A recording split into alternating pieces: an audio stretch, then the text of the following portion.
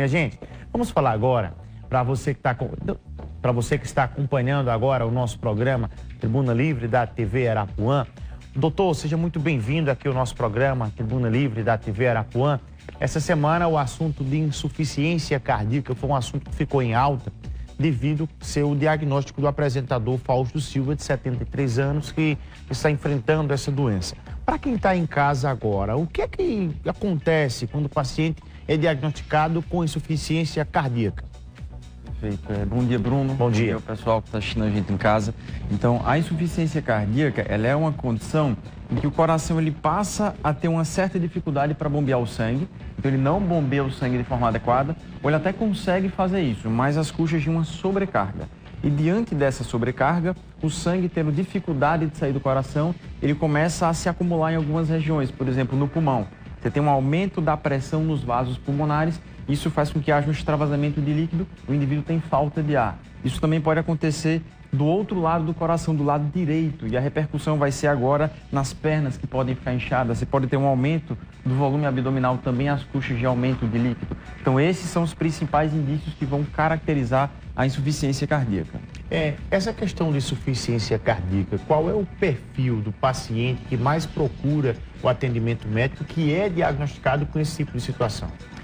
De forma geral, o paciente ele vai perceber que está com insuficiência cardíaca a partir do momento que ele passa a ter esses sinais. Vai ser uma investigação de uma falta de ar ou uma investigação de um inchaço que está cometendo principalmente as pernas. Obviamente tem várias causas que podem dar isso, mas a insuficiência cardíaca é uma das principais e uma das mais graves.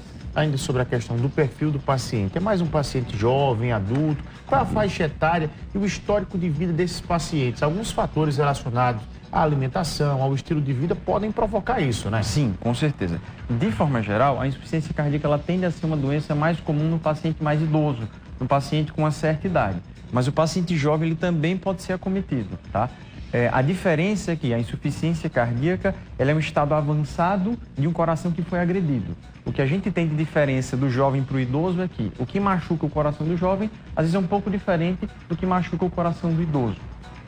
Nesse caso de insuficiência cardíaca, a depender da situação, é recomendado o transplante. Muita gente que está em casa não sabe que existe o transplante de coração. Exatamente. As pessoas escutam muito falar transplante de rins, de córneas e por aí vai, que são os mais conhecidos. Mas de coração existe transplante. Eu queria que o senhor falasse como é que funciona, quando é que é dado esse diagnóstico para o transplante de coração. Quem pode doar e quem pode receber? Perfeito. Então, o transplante de coração ele vem como uma alternativa para um indivíduo que já tem uma insuficiência cardíaca numa fase muito avançada. Então, há algum tempo atrás, esse indivíduo ele ia basicamente falecer. Hoje em dia, a depender da condição do paciente, no insuficiência cardíaca avançada, ele pode ser candidato a receber o transplante. Então, de forma geral, quem que é um candidato a receber um transplante de coração? Um paciente que ele não tem uma idade muito avançada, por quê? O transplante de coração é uma cirurgia grande, é uma cirurgia agressiva. Então é preciso que o paciente ele não seja portador de muitas outras patologias.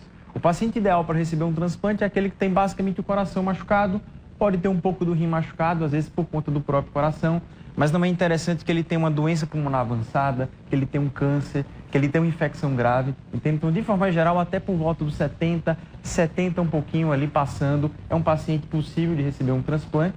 Agora, em relação ao doador, já que a gente está doando um órgão para um paciente que vai receber o órgão que não é dele, então é importante que o doador seja um paciente com coração saudável. Então, de forma geral, pacientes até 50 anos, pacientes que não sofreram agressões no coração no passado. E de rotina também é comum, Bruno, antes de o coração ser transplantado, esse coração ser submetido a uma avaliação, muitas vezes com ecocardiograma, que é um ultrassom do coração, às vezes até fazer um cateterismo desse coração que vai ser transplantado, para saber se ele está em condições adequadas de oferecer uma boa vida para quem vai receber. Antes do senhor, daqui a pouco eu queria que o senhor explicasse o que é que o paciente ainda em vida deve fazer, né? Porque rim você tem dois, pode doar e continuar vivo. Mas coração, doou, você não consegue mais viver. Daqui a pouco o senhor vai explicar sobre esse assunto, porque o Washington Luiz está ao vivo conosco agora, inclusive na Paraíba, aguardando para um procedimento de transplante de coração. Washington, você vai explicar maiores detalhes agora aqui no nosso programa, para daqui a pouco a gente dar continuidade aqui com o nosso doutor Diego, cardiologista, conversando conosco. Pois não, Washington? Tribuna Livre.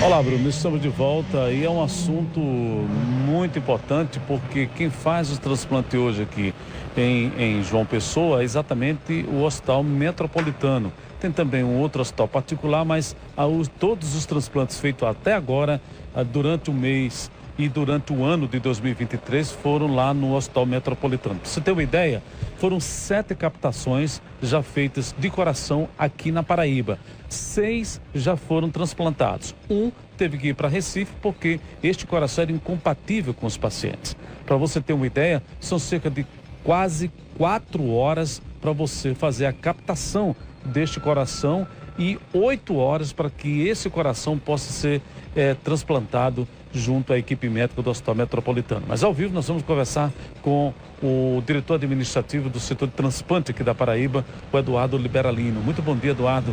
Esses são os números que a Paraíba pode contabilizar. 7 captações, 6 transplantes e na fila de espera são 4 hoje. Isso, bom dia, Washington, bom dia a todos. É sempre um prazer estar aqui falando de transplantes e principalmente esse ano. A gente tem muito o que comemorar. Nós dobramos todos os procedimentos que foram feitos ano passado. Ano passado, o ano todo, nós tivemos 3 transplantes efetivos aqui no estado e esse ano nós já vamos para 6. Quer dizer, nós já dobramos tudo que foi feito ano passado e aí a gente está querendo trabalhar mais para que a gente possa zerar a nossa fila de coração. É algo muito complicado de se fazer, porque são várias demandas, mas a gente espera que a gente possa, pelo menos, chegar na nossa meta de dobrar ainda mais o que já foi feito e conseguir levar qualidade de vida a todos que estão na fila de espera. Essas 6 pessoas que foram transplantadas ainda estão por acompanhamento da equipe médica? Isso, o transplante ele não tem um fim, vamos dizer assim. Ele tem o pré-transplante, que ele é feito todos aqueles exames, tudo que pode ser feito para acompanhar o paciente. Existe o transplante em si e após o pós-transplante. Esse paciente ele fica sempre sendo acompanhado para ver como é que ele está, como ele vai reagindo. Ele só sai do hospital quando realmente o órgão está aceito pelo corpo e quando ele tem uma situação para poder ir para casa e ainda assim ficar sendo acompanhado. Agora é importante salientar que ainda existe determinados preconceitos, né? As pessoas ainda têm, assim, aquela máxima antiga de não querer ser um doador, né? Muito, a gente luta muito contra o preconceito porque a gente entende que a política de transplantes e doação de órgãos é muito nova ainda aqui no Brasil e principalmente aqui na Paraíba. Então a gente luta todo dia contra todos esses preconceitos. Nós não desligamos as máquinas de ninguém, pelo contrário, a gente salva vidas a partir da doação e é isso que a gente sempre está trabalhando, que as pessoas possam deixar dito às suas famílias que após sua morte, após a morte cerebral detectada, ele possa ser um doador de órgãos para só assim salvar mais vidas. Muito obrigado, Eduardo. Nada, estamos sempre à disposição. Então está aí, Bruno, é um dado importante. Esses transplantes que foram efetivados aqui no Hospital Metropolitano pela equipe qualificada, médicos, cardiologistas, que hoje a Paraíba desponta como um dos estados com maior capacidade de profissionais cardiológicos do país. É com você. Obrigado, Washington, trazendo agora as informações dessa lista dos 4 pacientes que aguardam na fila de transplantes aqui do estado da Paraíba. Lembrando, inclusive, a nossa legislação brasileira não permite a venda de órgãos aqui no país. Para isso existe uma fila única e essa fila ela é comandada pelo Sistema Único de Saúde. Eu perguntava ao senhor, doutor, antes da participação do Washington, daqui a pouco já tem a participação do povo, a Dayana já está preparando as perguntas, na situação, quando é que o paciente, qual o paciente que é o paciente que pode fazer a doação? O rim você doa continua vivendo, mas quando é que pode doar o coração? Então, Bruno, essa pergunta é bem importante. De forma geral, o potencial doador é o indivíduo que teve a morte encefálica. Aquele indivíduo que, teoricamente, juridicamente, ele faleceu porque o cérebro dele não está funcionando mais, o encéfalo dele, na verdade, não está funcionando mais, mas ele tem ainda o sistema cardiovascular funcionando. E é importante a gente entender que essa morte encefálica, ela é uma condição de vida transitória, né? Porque, teoricamente, você já teve uma morte. Então, imagina que o indivíduo fala, eu não vou autorizar a doação do coração do meu ente porque ele ainda está vivo. Mas no contexto de morte encefálica, há aqui uma situação transitória. Em alguns instantes, aquele sistema cardiovascular ele vai parar de funcionar. Então, por isso que é tão importante a gente entender que a morte encefálica, ela é uma morte definitiva. Por isso, a doação do coração desse indivíduo não está interrompendo a vida do indivíduo, entende? E é por isso que isso é tão importante, porque é um órgão que só dá para ser doado no contexto de morte encefálica, enquanto ele ainda está funcionando. Você que está em casa, participa conosco agora. Tem perguntas dos nossos telespectadores que estão em casa. Inclusive, muitas mensagens chegando agora. A nossa produção está informando aqui agora. A primeira pergunta, qual é, Dayana? A insuficiência cardíaca tem alguma coisa a ver com a hipertensão? Tem. A pergunta do nosso telespectador. Tem tudo a ver, pessoal. Por quê? A hipertensão, quando ela não é tratada, ela vai agredir o aparelho do coração. Ela sobrecarrega o aparelho do coração. E ao longo do tempo, essa agressão, ela pode levar a um quadro de fragilidade cardíaca que vai levar à insuficiência cardíaca. Essa pergunta foi do Júnior Veríssimo que perguntou. Tem mais uma pergunta agora dos nossos telespectadores. Bom dia, doutor. Eu tenho arritmia cardíaca.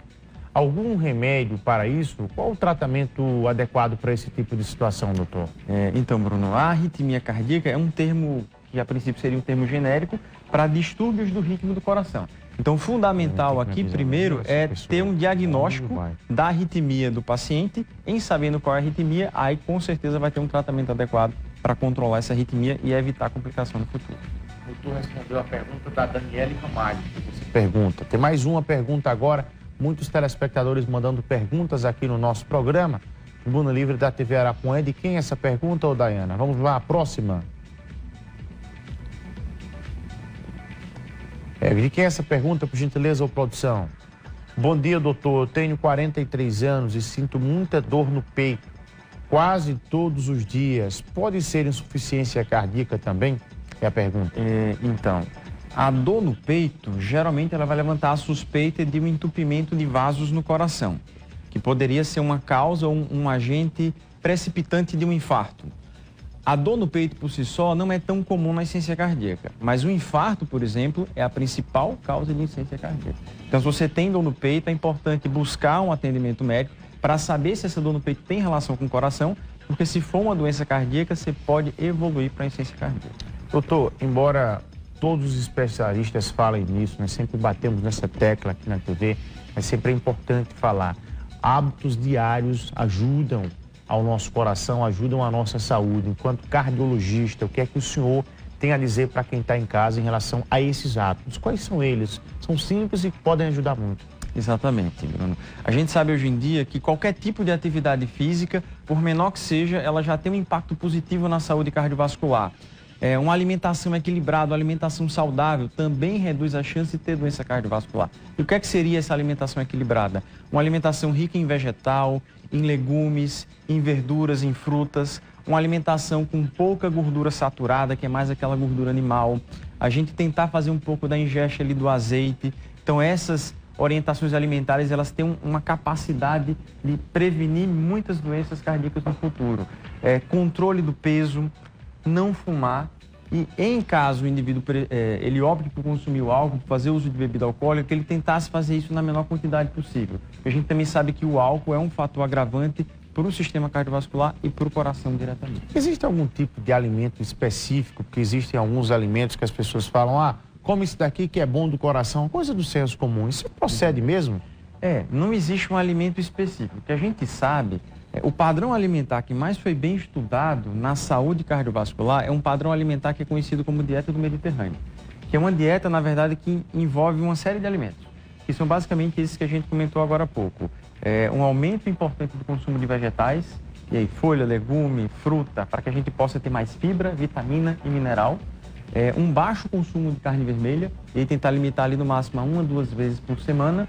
Tentar consumir mais azeite e tentar consumir aquelas oleaginosas, castanhas, nozes. Esse tipo de alimento parece estar relacionado a uma melhora da saúde cardiovascular. E, se possível, preferir o peixe ou o frango como carne. Sempre substituir a carne vermelha por peixe ou frango. Exatamente. Comer carne vermelha no máximo uma vez por semana, né? Idealmente, pelo menos nesse padrão de dieta do Mediterrâneo. E se der para encaixar, aqueles peixes de água fria, né? Salmão, que são peixes que vão ter ali ácidos graxos que parecem também ter algum efeito positivo na saúde cardiovascular quando são provenientes do alimento, que é diferente de você tomar o comprimido. A dona Edilma, do bairro de Jaguaribe, pergunta o seguinte, vamos ver a pergunta da dona Edilma. Eu tenho muita falta de ar durante a noite.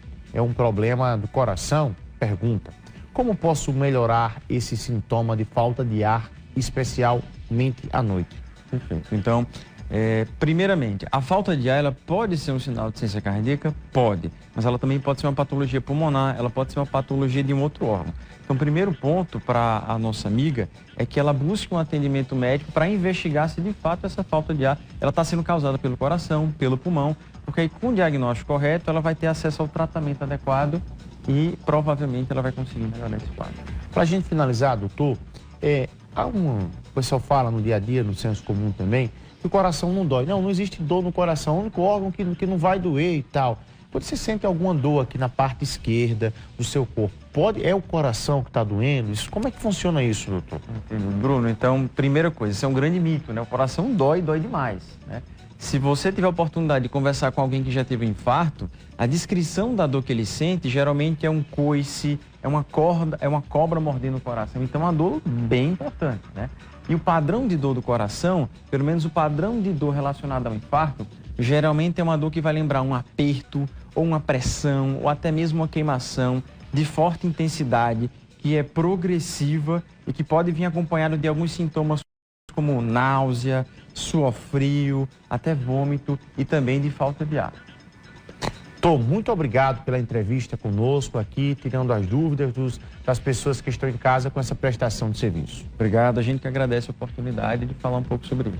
Nós vamos para um rápido intervalo comercial e voltamos já.